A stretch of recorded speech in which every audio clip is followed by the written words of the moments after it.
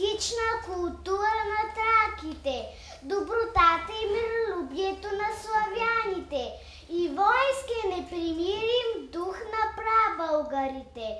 Родила се българската държава, земята била плодна, от хубава по-хубава, блестели градове и дворци с чудни мраморни колони и мозайки, цъфтели занаяти. Книжовници разнасяли славяно-българското слово. Зоографи изписвали резби и краски по църкви и манастири. Неведнъж вражи орди, връхлитали, за да ограбят богатствата на тази земя, да покорят народа й. Но бранили мъжете на Тервел и Омуртак, Борис и Смион, Петър и Асен. Не погинала тя под османския ятаган. Пазля хайдучи и храбри войводи. Пазля майчините песни над люката, в стаканите багри в чергите, веземте шевици в пазвите. Пазля бабините приказки за юнаци, за моминската хубост с очи еленови, клепки босилкови, зъби бисерови, с нога тънка самодивска. Пазля народните обичаи, натежаля от дълговечна мъдрост. Там са корените на дедите ни. Оттам до нас достигат най-чистите извори на красотата и мъдростта. Мъдростта на поколенията, която разкрива богатствата на една неписана история. Тя е нашата гордост пред другите народи. Тръгнете с нас по страницата на тази история и ще усетите сами богатството, което е създал великият творец, народът. Земята с планини, едри и космаци като мечки, земята с равнини, просторни и тихи като езера, земята с градове и села, като гердани нанизани край пътищата. Това е моята земя.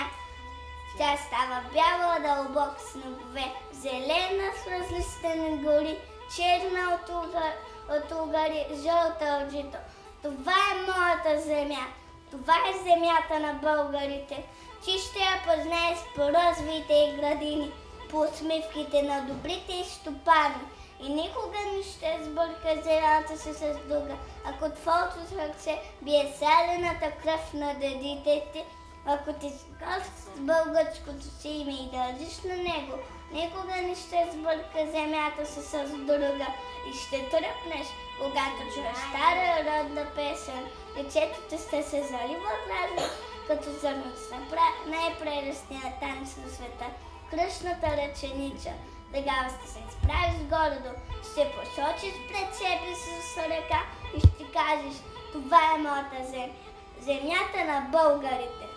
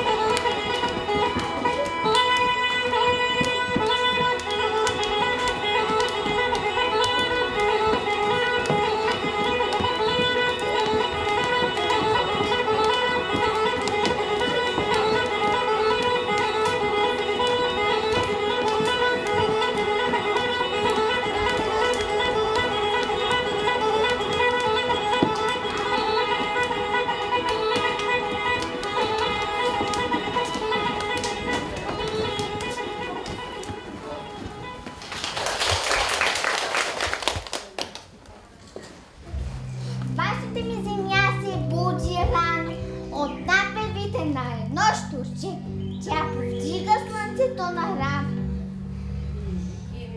и ми вика с глас като звънджи.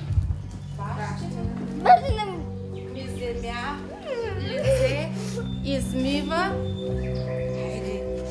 Пиринските бистри езера. Сплита в косата си красива, цвете от хайдушката гора. Тя си връзва от небето кърпа, леко свежда гъвкава снага и в ръцете й просветва сърпа, като седемцветната дъга. А когато се за почивка и отпусне умаляла длан, звезден губер дръпва за забивка, за възглаве стария вулкан. С мене тя безмолвно разговаря, в кръвта и дуна Василе, и с тънка брезова сафара я присмива с йогурфей.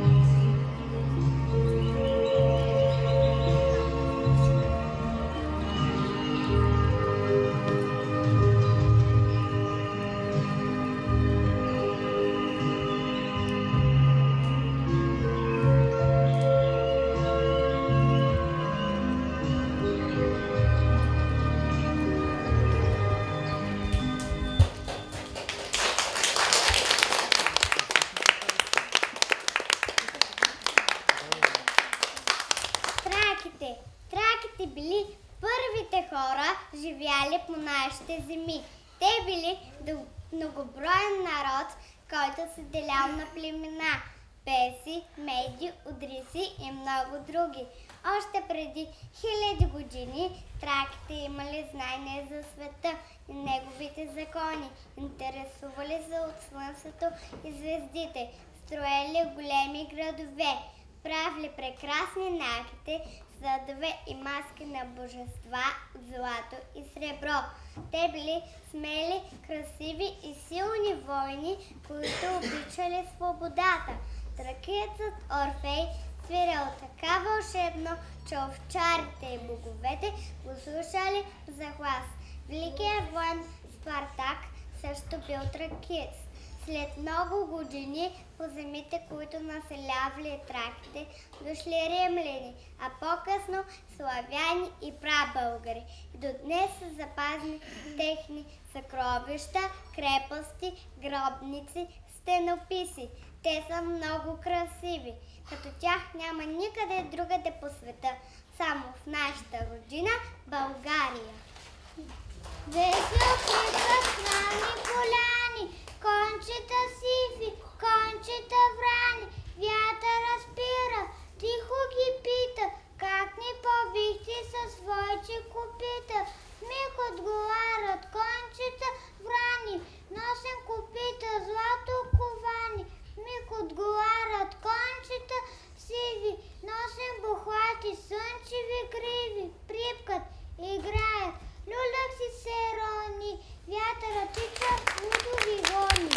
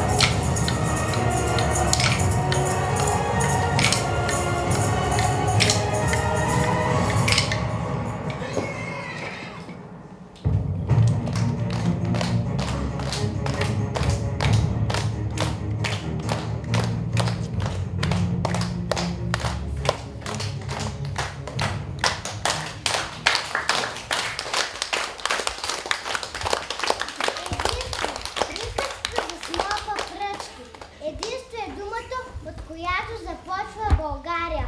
Това означава да сме заедно, ръка за ръка. Още великият Канко брат, баща на Хан Аспарух, разбрал това.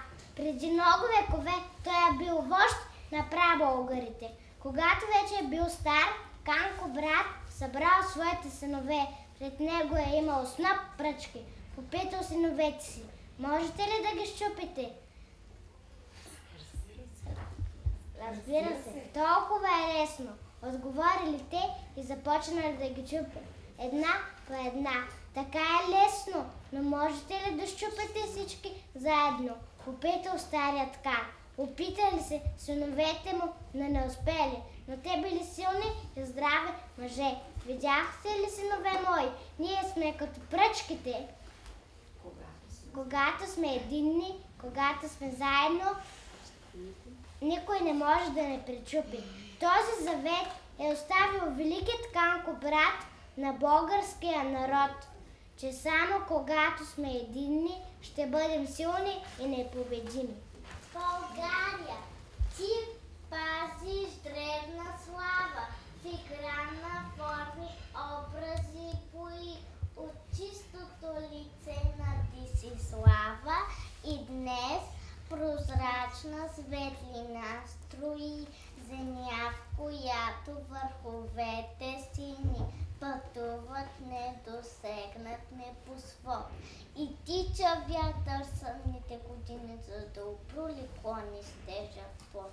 Без брегове, разплискани пшеници, слушат ранопълните села, насънване, гласа на южни птици и плясък на невидими крила.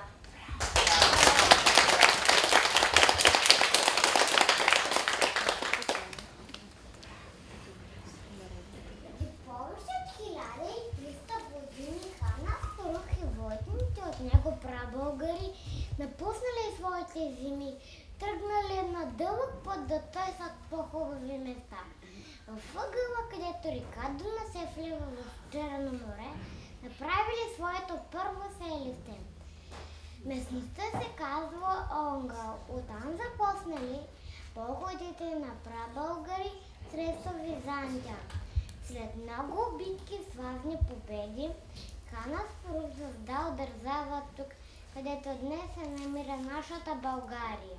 Внезапно концата Аспарухова из мрака на планетата дойде да напои конете си на Дунава, да се окъпе в Черното море, да си развее конската опашка и да склати старите царства, да сложи на родината юнашка началото на бъдни тържества.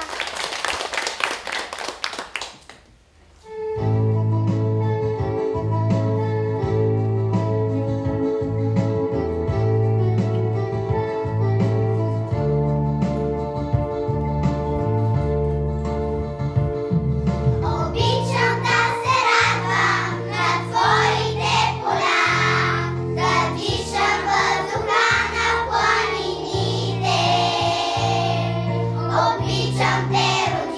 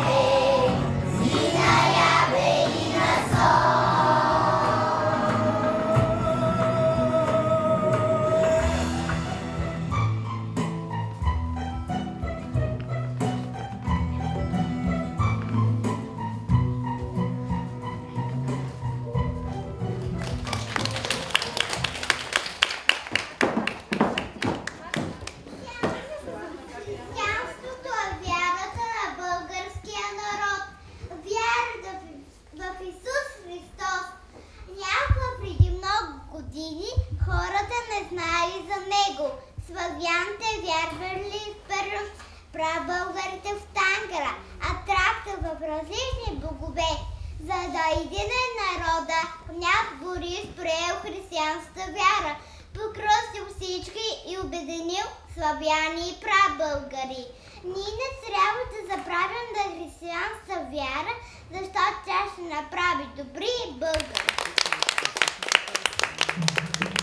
Кой направил цветята, кой с росица ги пои, кой им даде аромата, кой ги с краски украси, мравчицата кой научи да си избира семеца и пчелата меда смучи от красивите цветя.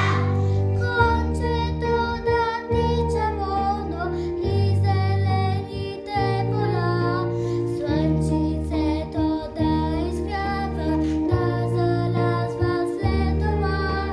Всичко ти направи, Боже, всичко ти си наредил. Птичката дали не може, крилца си и дарил. Ти направи небесата, светлината и нощта. Тебе славят на земята и най-малките деца. Всеки ден те славя, Боже, слага дума на уста. Всеки ден ти казвам, Боже, от сърце благодаря. Колко години сме ние? На 6 или на 7? А България е повече от 1300 години. Преди много време в нашите земи живеели траките, дошли и славяните. И тогава при тях дошли и прабългарите. Водил ги хан Аспарух. Знамето й било конска опашка, закачено на върха на копие. Търсили най-хубавата земя. Като видя великия хан Аспарух, че открил най-красивото кътче на света, решил, че тук ще бъде България. Минало много време, вече няма траки, славяни и прабългари, а само българи. И докато има българи, ще има и България. България, в този красив край, в който живееш и в който си роден, е твоята родина. Тази чудна земя е България. Тя има бели облаци, зелени гори, алено слънце. Развей на високо твоето знаменце с 3 вълшебни цвята – бяло, зелено, червено. Знамето е символ, който отличава всяка държава. България имала много знамена. Първото е било конска опашка, закачено на върха на копие. Това е знамето на Аспаруховите българи. След като българите станали християни, знамето било от плат с различни цветове. Винаги на него имало кръст, за да показва вярата ни. Днешното българско знаме има 3 цвята – бял, зелен, червено, герб. На българското знаме върху бяло поле е герб на България. Хилядите битки, които са водили българите, никой и никога не е принявал българското знаме, защото то е свободата на нашата България. Чуди са тези 3 цвята. Първия с мирни дари, втория с охотни вята, третия с ясни зори. Шарките пеят и светят, пращат ни весел привет. Мил и красив е трицветът, нашия роден трицвет.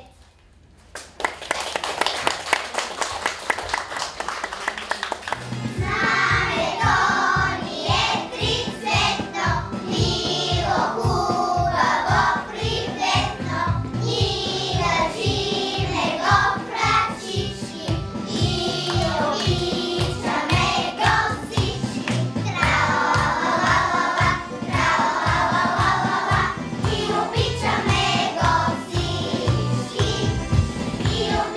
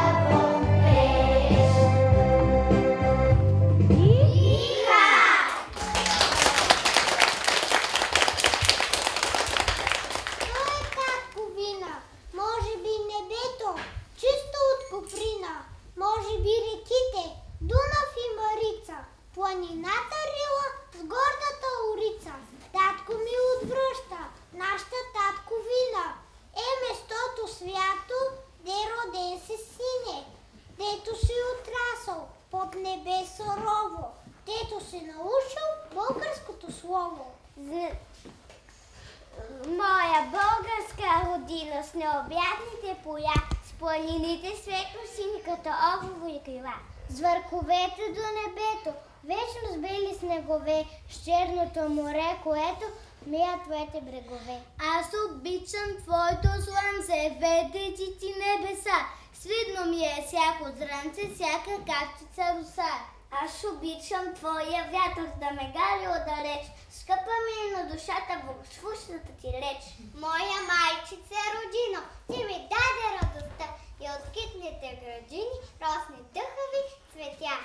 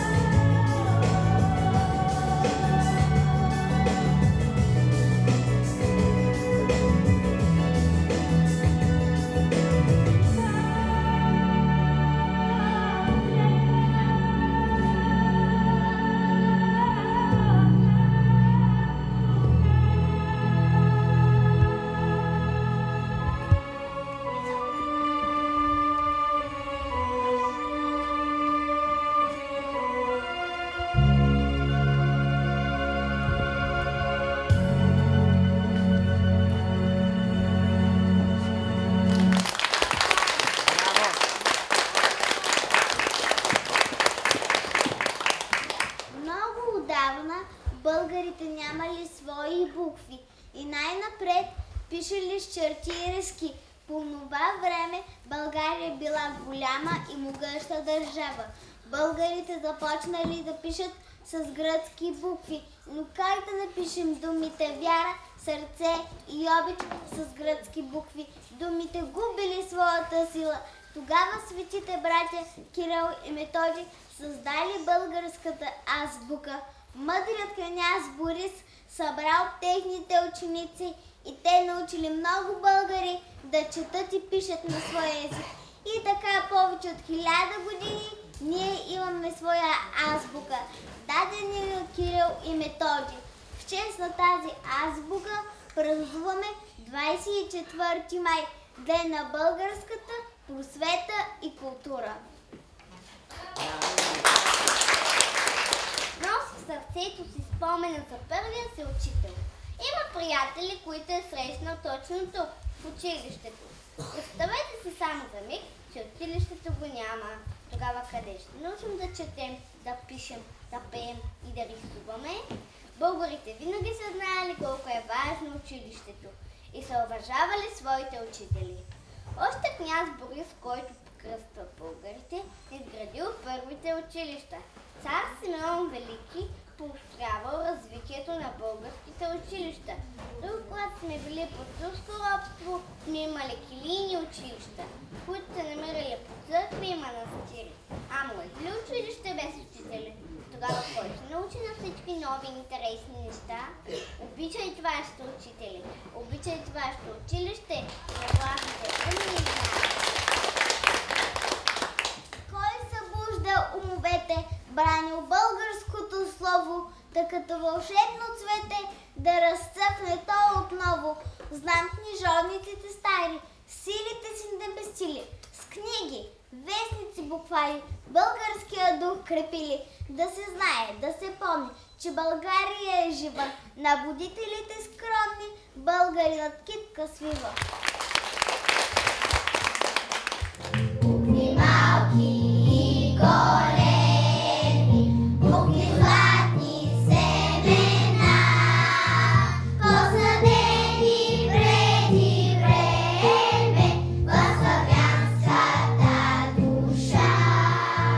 Посадени преди време в славянската душа.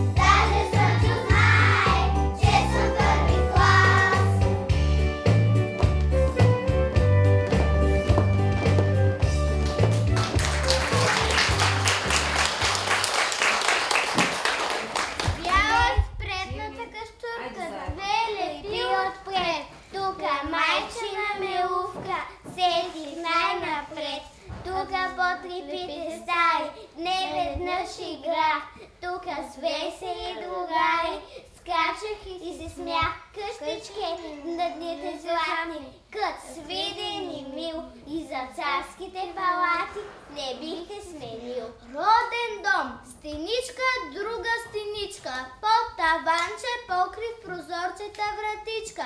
Хоп и готово, нарисувахме най-хубавата къщичка на света. Къщата на моето семейство, моя роден дом, моя роден край, моята България. Ето ги буквите с нашата азбука. Д като дете, О като обич, М като мама. Ти обичаш своя роден дом, нали? Трябва да обичаш и България, защото България е родният дом на твоите приятели, родният дом на всички българи, а на света е само една, нашата мила родна страна. Браво, Аня!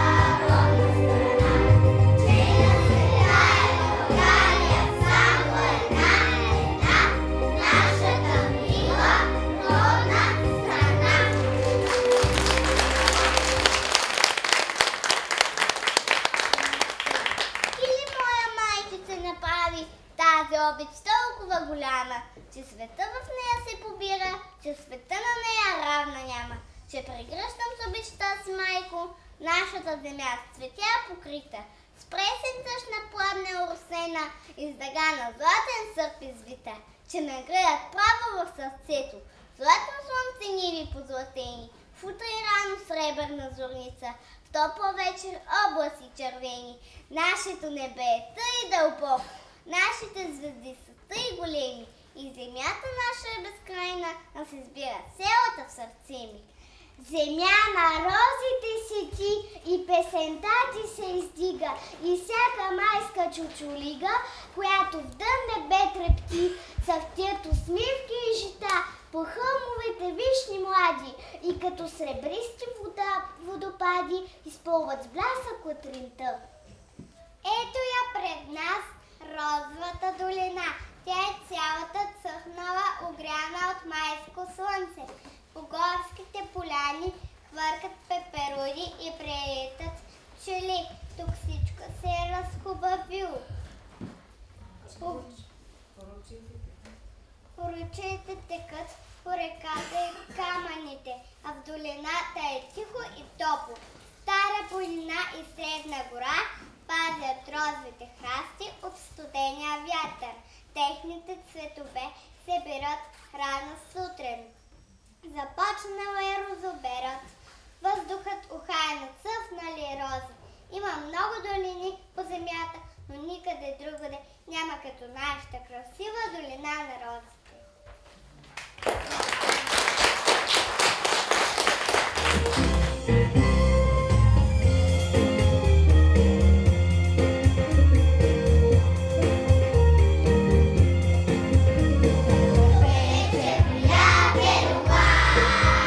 До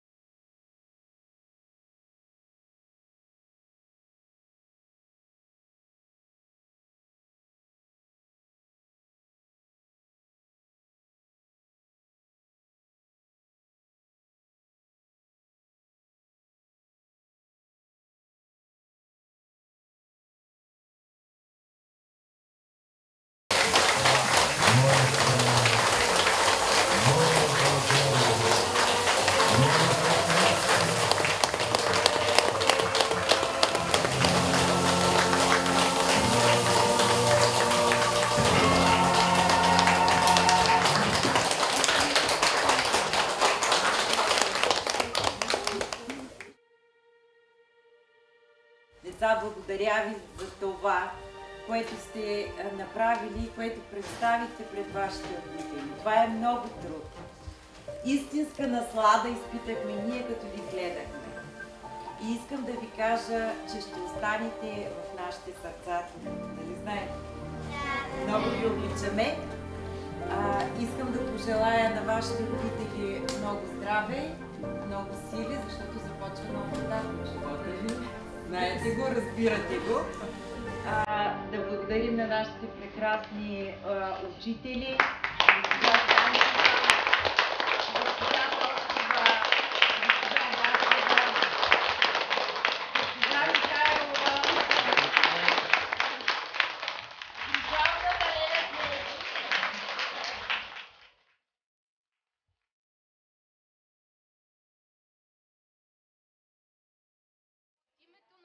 Родители, да ви благодарим за вниманието, за всичкото уважение и за това, че възпитахте и помогнахте във възпитанието на децата ни. Успех ви желаем с новото поколение и бъдете живи. И ни това е малко скромен подарък. Само Благодаря, Софи. да ви дадем кой за какво е даден. Благодаря ми, Така е. Това пича на тебе си говори.